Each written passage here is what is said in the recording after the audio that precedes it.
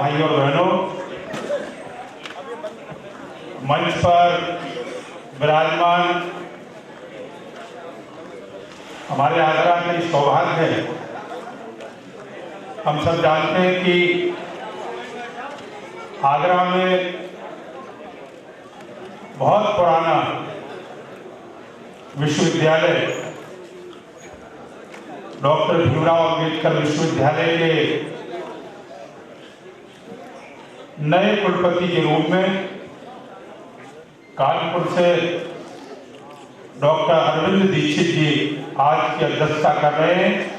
मैं आप सबसे निवेदन करूंगा एक बार उनका ताली बजा करके स्वागत करूंगा। मंच पर हमारे स्वामी जो अपने अपने पूरे देश में जिनका नाम है, ऐसे सभी मंच पर विराजमान माननीय कवियों का हृदय से स्वागत करता हूं। आप सबकी ओर से स्वागत करता हूं। हम सब जानते हैं कि कई वर्षों से लगातार देश के पूर्व प्रधानमंत्री और भारत रत्न पंडित अटल बिहारी वाजपेयी जी के जन्मदिन को हम लोग कवि सम्मेलन के रूप में मनाते हैं, सुशासन दिवस के रूप में मनाते हैं।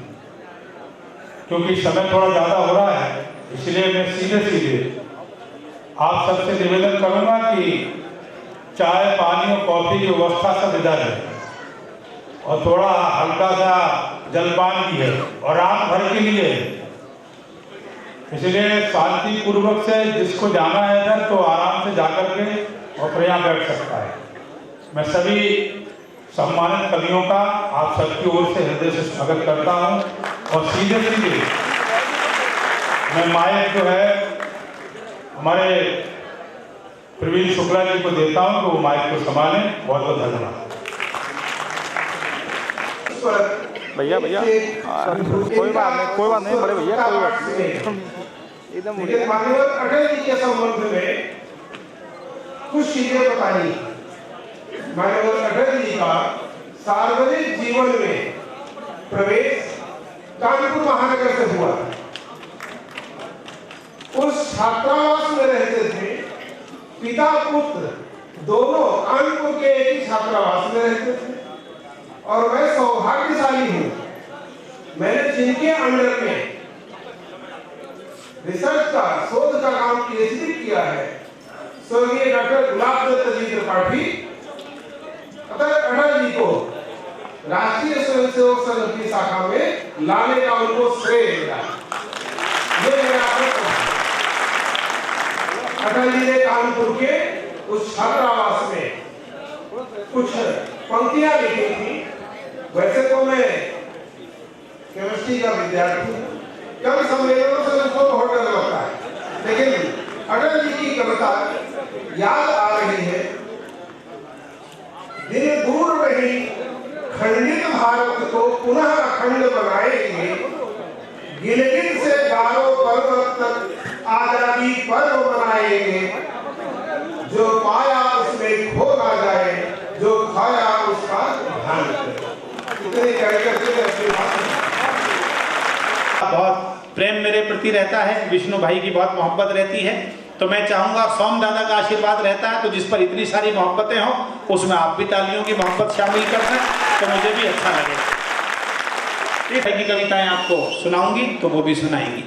मैं केवल 4 पंक्तियों के साथ इस समारोह का आगाज करता हूं और कहना चाहता हूं आगरा वालों, एक बड़े महामनीषी के व्यक्तित्व के जन्म दिवस पर हम सब लोग यहाँ हैं विष्णु भैया, तो मैं 4 पंक्तियां कहना चाहता हूं और ये चाहूंगा उस संकल्प में पूरा सदन एक बार साथ होकर ये आभास कराए कि अटल जी के जन्म दिवस को हमें इस भावना के साथ मनाना है और प्रतिदिन भविष्य में इसी भावना के साथ इस याद को संयोजित करना है। कहीं हमारे बड़े कवि उन्होंने लिखा कि सच कहते हैं आजादी की शाम नहीं होने देंगे। 4 पंक्तियों के साथ हम आगाज करें इस समारोह का।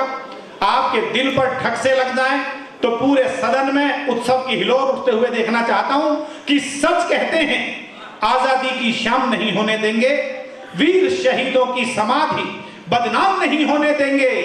जब तक तन में गरम लहू की एक बूंद भी बाकी है, भारत मां की इज्जत को नीलाम नहीं होगा। एक बार पूरा सदन भरपूर तालियों की गड़गड़ाहट के साथ ये आदेश दे कि हम आज के इस समारोह का शुभारंभ करें।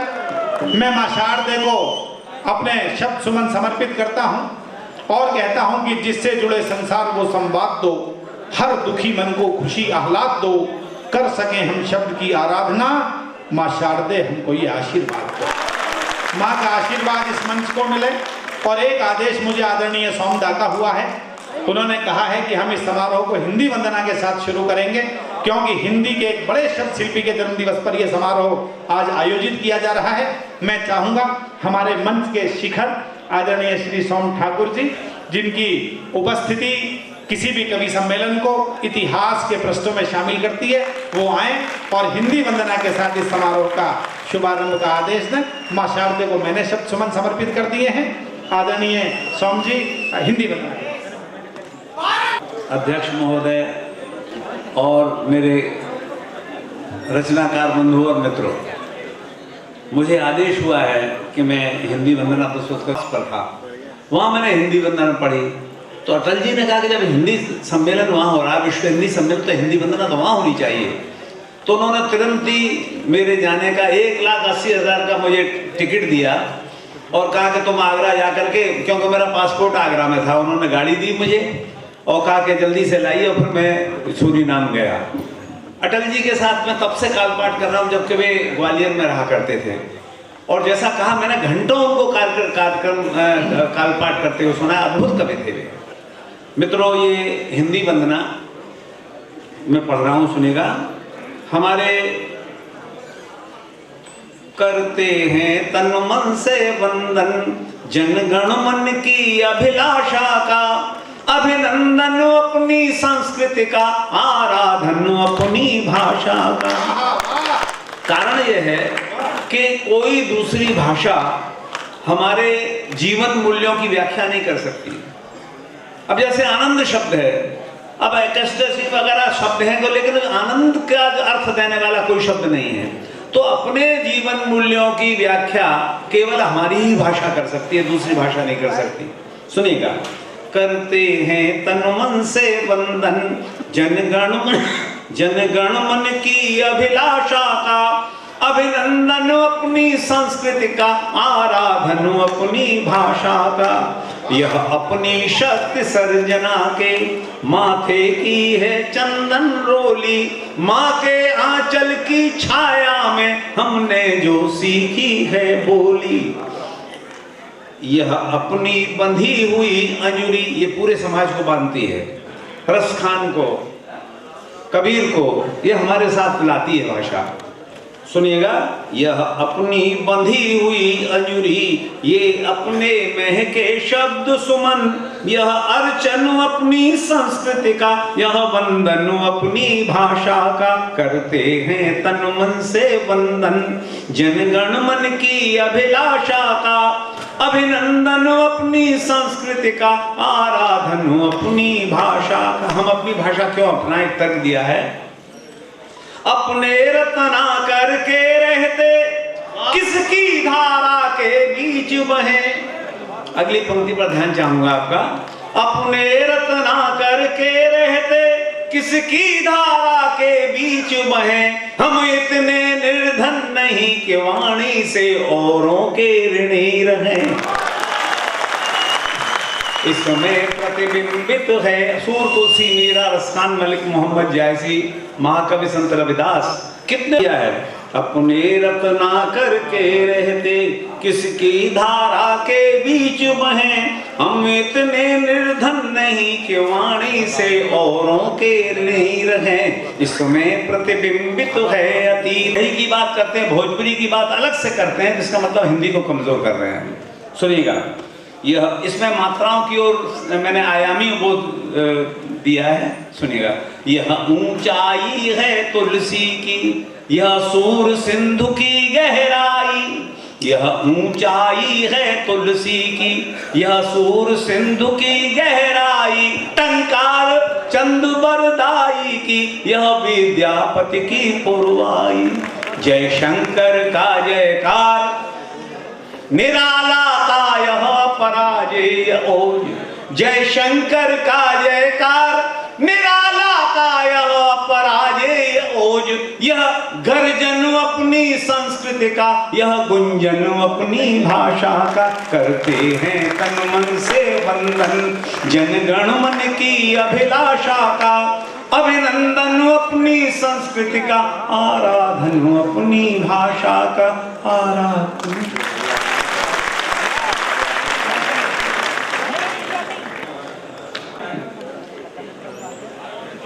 धीरे धीरे संख्या बढ़ रही है सभागार में। जो लोग खड़े हैं मैं उनसे आग्रह करूंगा आप सामने स्थान ले सकते हैं। ये तो अब कवि सम्मेलनों में व्यवस्था होने लगी कुर्सी की, वरना तो सामने बैठकर सुना जाता था। और अभी शुभारंभ हुआ है तो बहुत देर खड़े रहने से कुछ भौतिक रासायनिक दिक्कतें भी हो सकती हैं, तो उनसे भी आप मुक्त रहें। बेहतर है कि शुभारंभ करना है। मंच के कुछ कवि गायब हैं, वो आ जाएं तो मैं शुभारंभ कर लूं। तुषार जी से आग्रह करूंगा वो भी आ जाएं। भाई मनवीर हमारे बीच मुझे नजर नहीं आ रहे, वो भी आ जाएं। अटल जी हमेशा अपने जीवन में बड़े विटी रहे और उन्होंने कई बार ऐसे ऐसे प्रसंग हैं, हम कवि सम्मेलनों में बड़े आनंद लेकर डॉक्टर साहब कई बार सुनाते रहे। कठेरिया जी जहां जहां गए कि अटल जी ने ऐसा कहा, अटल जी ने ऐसा कहा। जब पाकिस्तान पर उन्होंने एक बार परमाणु विस्फोट किए और जब अटैक वाली स्थिति हुई थी तो उस समय की बड़ी एक सुप्रसिद्ध घटना है कि उन्हें अलग अलग बुद्धिजीवियों ने समझाया।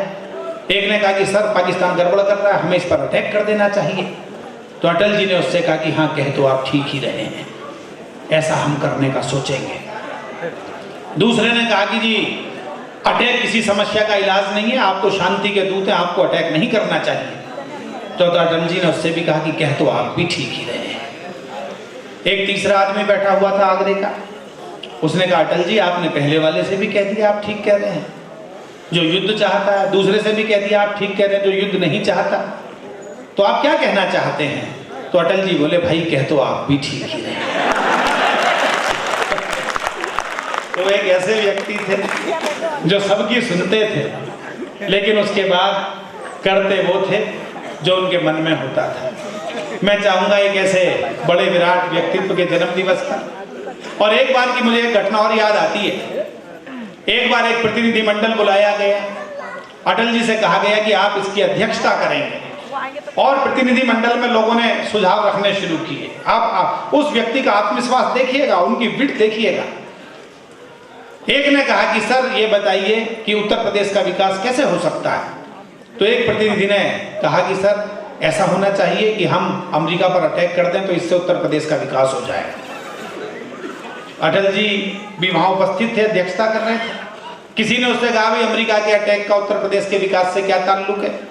तो उस विद्यु बुद्धिजीवी ने कहा जी बहुत बड़ा ताल्लुक है, हम अमेरिका पर अटैक करेंगे, अमेरिका हमें हरा देगा, फिर उत्तर प्रदेश के डेवलपमेंट की जिम्मेवारी अमेरिका की हो जाएगी। हमारी बिजली अमेरिका इंतजाम करेगा, पानी का इंतजाम अमेरिका करेगा, शिक्षा का इंतजाम अमेरिका करेगा। बिना पासपोर्ट के उत्तर प्रदेश वाले अमेरिका के नागरिक बन जाएंगे। खड़ी बोली भी बोलेंगे तो वो भी अमेरिका की इंग्लिश मानी जाएगी। तालियां अगली बात पर पूरे सदन की चाहता हूँ। सुनने के बाद अटल जी की विट के बारे में बाद में किसी ने कहा अटल जी से सर आप कुछ क्यों नहीं बोल रहे, आप क्यों नहीं अपना कुछ जवाब दे रहे? तो जो उन्होंने कहा पूरा सदन ताली बजाए। मैं कवि सम्मेलन का शुभारंभ करना चाहता हूँ। अमेरिका को हरा दिया तो अमेरिका का क्या होगा? तो वो रचनाकार जिसने अपनी जिंदगी में कभी हार के बारे में नहीं सोचा, ये सोचा जब भी जी बात होगी तो हम अपनी मेधा के बल पर, अपनी प्रखर बुद्धि के बल पर, अपने ज्ञान के बल पर, अपनी शक्ति के बल पर, अपने संकल्प के बल पर जरूरत पड़ेगी तो अमेरिका जैसी बड़ी शक्ति को भी झुकाएंगे और हिंदुस्तान के तिरंगे को उच्च सर्वोच्च स्थान देंगे। उसी संकल्प शक्ति के जन्म दिवस पर मैं चाहता हूँ भाई मनवीर मधुर हमारे बीच उपस्थित हैं, जो उस शक्ति के, उस संकल्प के कवि हैं। उनके साथ हम इस समारोह का शुभारंभ करें। मैंने आपको बताया कृष्ण की बांसुरी का नहीं, उनके पांचजन्य के स्वर का उद्घोष जिस कवि के पास है वो मथुरा की नगरी से चलकर पूरे भारत में, पूरी दुनिया में अपने स्वर के लिए जाने जाते हैं। मैं आमंत्रित करता हूं भाई मनवीर मधुर को और कहना चाहता हूं कि हाथ कटने का मुझे कोई गम नहीं, लेकिन कोई ना कोई यहाँ पर गुनहगार है और उन गुनहगारों पर जो प्रहार करने वाले रचनाकार हैं उनका नाम मनवीर मधुर होता है। पहले कवि के लिए अतिरिक्त समर्थन की आवश्यकता है। एक बार भरपूर बताइए आगरा कैसे स्वागत करता है, जोरदार तालियों के साथ आमंत्रण दें भाई श्री मनवीर मधुर को, उनके साथ।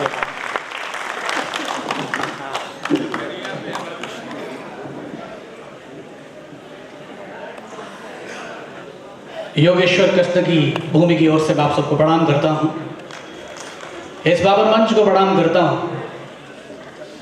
बार बार इस मंच से कहा गया हमारे भूतपूर्व प्रधानमंत्री, मैं कहता हूं अगर इसको अभूतपूर्व प्रधानमंत्री कहा जाए तो शायद बुरा नहीं होगा। यहां लिखा हुआ है शतायु हों, मैं नहीं मानता कि इतना लिखा जाए, क्योंकि 92वां जन्मदिन तो आप मना ही रहे हैं, केवल 8 वर्ष बाद शतायु हो जाएंगे। मैं ये चाहता हूं कि हम शतायु हों और हमारे कुनबे के बड़े कवि का आशीर्वाद हमें लगातार हमारे शतायु होने तक मिलता रहे।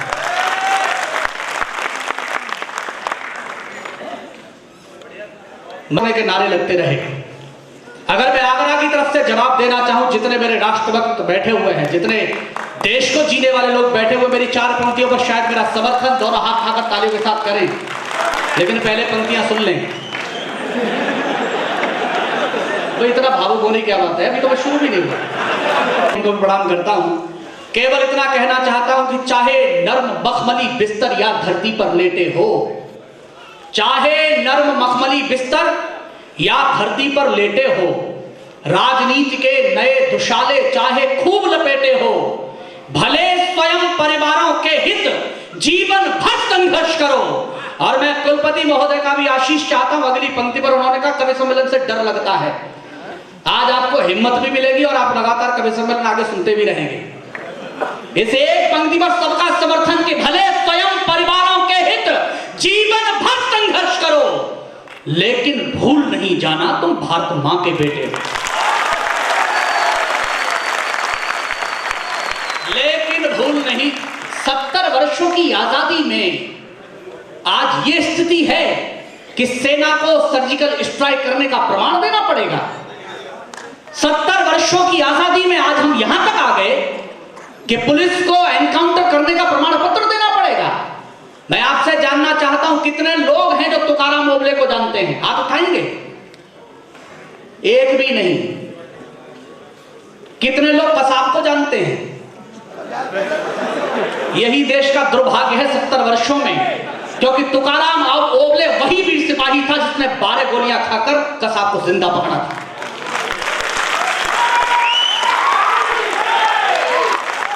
और सियासत के लोग बोलते हैं कि सर्जिकल स्ट्राइक का प्रमाण पत्र दीजिए।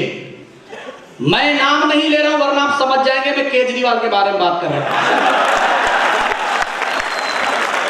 ये तो दिल्ली है जिसने जिता दिया। हमारे यहां यूपी में एक बार आया था, बनारस, उसके बाद दोबारा शकल नहीं दिखाई। ये आपको भी नहीं पता कि क्यों नहीं दिखाई। उसको खांसी की समस्या थी, एक डॉक्टर के पास चला गया, बोले डॉक्टर साहब खांसी है, दवा दे दो। अब डॉक्टर भी यूपी का, उसने कंपाउंडर को इशारा किया, बोले से जुलाब की गोली दे दे। जब वो चला गया तो कंपाउंडर ने डॉक्टर से पूछ लिया, बोले डॉक्टर साहब ये बताओ इसको तो खांसी थी, जुलाब की गोली क्यों दे दी? बोले कुछ नहीं, अब खांसने से पहले 100 बार सोचेगा। तो हम कैसे निपटाते यूपी वाले आप सब जानते हैं। एक बार जोरदार तालियों के साथ मुझे बताइए।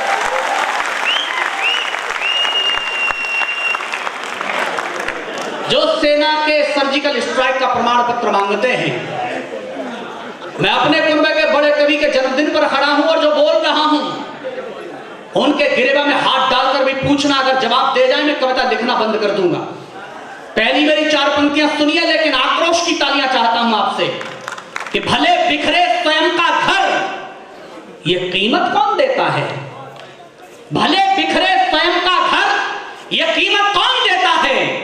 अगर अगर बेखौफ जीते हो तो हिम्मत कौन देता है? ये हमारा वो इलाका है, शहीद हेमराज का शव आया यहाँ पर। कितने सैनिक शहीद हुए? आपकी तालियां के लिए 2 पंक्तियों पर इस आकाश पर उठाकर दिखाना कि भले बिखरे सैनिक का घर, ये कीमत कौन देता है? अगर बेखौफ जीते हो तो हिम्मत कौन देता है? सिपाही और सैनिक ही रहे बांधे कफन सर पर, बताओ छोड़कर इनको शहादत कौन देता है?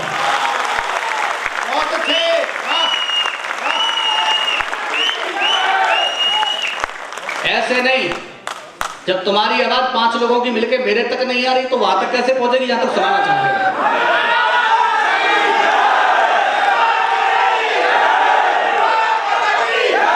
अच्छा अब एक खट्टा लगाओ, मैं लगवाता हूं। भारत माता की, सबकी मुट्ठियां उठी होनी चाहिए। हम मां को प्रणाम कर रहे हैं। भारत माता की।